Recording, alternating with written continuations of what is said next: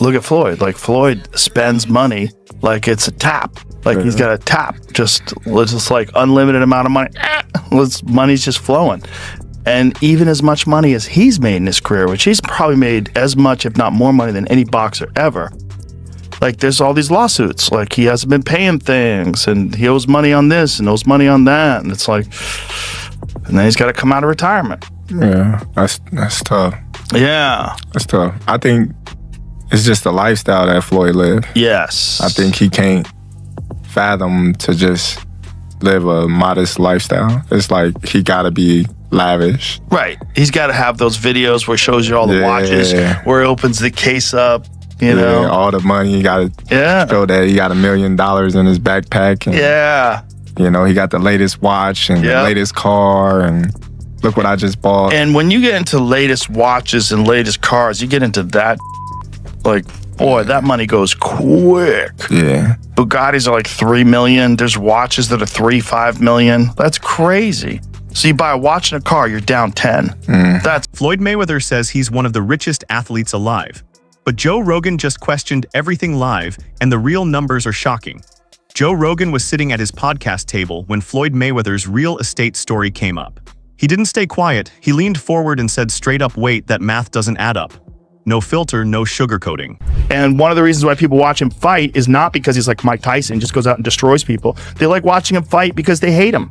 Because he talks so much shit, and he's like, look at my $1 million watch, look at my fucking jet, look at my house, look at this. He's like constantly showing you all these things that he has. Like, he'll lay out watches in a hotel bed. Like, this is $1 million worth of watches. This watch goes for $2 million. And they're like, this is my small watch that I take sometimes, but when I show you, when I show up, I bring out the big boy, and it brings out this watch that's covered in diamonds. It's like $5 million. And so you hate him. And that Floyd owes like $1.4 million in jewelry debts, that Floyd owes like hundreds of thousands of dollars in rent for a private New York apartment. His private jet fuel, he's not paid hundreds of thousands of dollars worth of fuel and maintenance.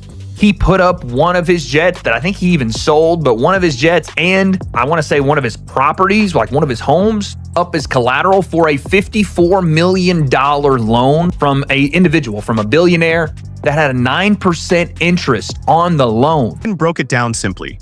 Floyd claims he owns dozens of buildings worth tens of millions of dollars. But Rogan made one thing clear: saying you own something and actually proving it are two completely different things. Money to the IRS. How much does he owe? It's in the $20+ million range. It's a lot of money, man. But it's not something that he's been, it's not like deception. No. It's just neglect to pay. Neglect. And it's also like, I think, and there is like a truth to this. He makes so much money. There's probably a point when they're like, hey, it's time to pay your taxes. And you go like, all right, here's a check for $25 million. That's an incredible amount of money. And then they go, that's true, but you owe 50 more. And he's just like, that can't be right. You know, I've given you $25 million. Yeah, he's bought over 100 luxury cars from the same dealer and always pays in cash. He has $15 million worth of cars. Congrats. You can sell them. And this is where it gets interesting. Floyd built his entire Money Mayweather image on being filthy rich. Cash piles, luxury watches, a business empire nobody could touch. But reports coming from the business world tell a very different story. Is made, and because he's the best in the history of pay-per-view at making sure that the money ends up in his pocket. He is or has been a businessman as an athlete that almost doesn't have a peer because he owns all his own stuff as an independent. Your spending has to be so fiscally irresponsible to lose the amount of money that Floyd Mayweather has lost that it is almost beyond anything that is reason. It's not merely fiscal insanity. It's something that doesn't make any sense to me.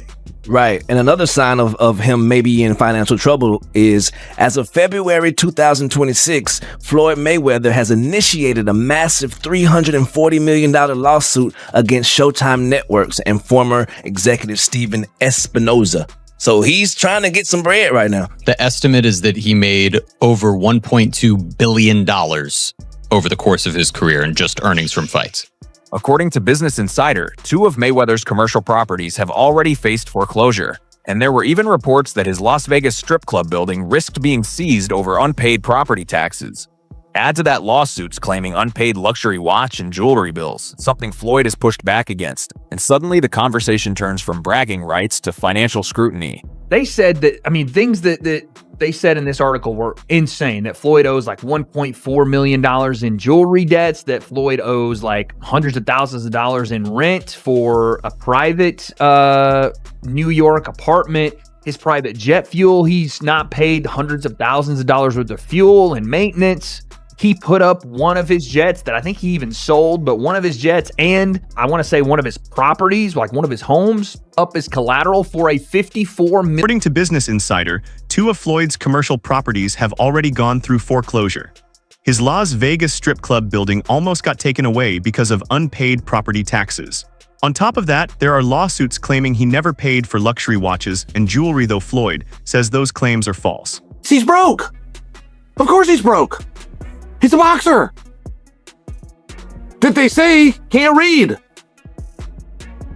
That's not to tease him. They say that he can't read. His best friend at the time said that he can't read, and he never denied it. I don't tease him for it. He was a guy who grew up in a boxing gym, right? It's one of these things. You know what you know. You know what you were taught. I didn't teach him about contracts. I didn't teach him about saving. I didn't teach him about investments. Who would have taught him these things? Of course he's broke. 2 of his condos at Trump Las Vegas were temporarily seized for unpaid taxes, then returned after he paid. And he reportedly took out a massive $54 million loan, using his homes, private jet, and businesses as collateral. The gap between his rich image and these reports has got everyone talking. Of course he's broke. What boxer do you know that isn't broke? What a ridiculous question. But it's the fact that they're attempting to tease him. I mean, first off, they're asking the question. Look, I've told you until I'm the numbers that you hear in boxing simply aren't true. Floyd made $1 billion. No, he didn't. Floyd and Conor made $500 million. No, they didn't. Of course they didn't. Nobody's ever confirmed that. And it's the same thing with the check. I got $100 million for a fight. Oh, you did? Who signed the check is going to want credit for it. There's never been a time that a check was written and the dude that wrote the check didn't make sure that somebody found out he wrote the check. So who wrote the check? Floyd's got a whole bunch of them, apparently. He got $1 billion. Who wrote the check? Chael Sonnen jumps into the conversation and he comes in loud. He basically looks at all the "Is Floyd broke?" headlines and says, "Why is anyone surprised?" He flips it on the audience and asks, if you wake up and go to work every week because you need money, why is it strange for a boxer to do the same thing? Half honest truth. Half pure troll energy, but honestly, hard to argue with. Numbers aren't what you think they are, right? The numbers are good and they made a lot of money, but it's not what you think it is. And yeah, of course Floyd's broke. Would you be boxing if you weren't? And it's very tough to be sympathetic. Chael doesn't just go after Floyd. He goes after the whole boxing money storytelling game. He points out that those massive billion-dollar payday numbers people throw around, they mostly come from press releases, not from anyone who actually verified the real pay-per-view numbers. That one line destroys years of boxing hype. Then he moves on to the contract mess. Floyd announcing multiple fights at the same time around the Tyson matchup would drive any promoter completely crazy. And the irony, Floyd is out here accusing Showtime of shady business practices, while his own finances are sitting under a microscope. Image is cracking, and the boxing world is watching. This is Welcome to my channel, Boxi News, for more interesting videos.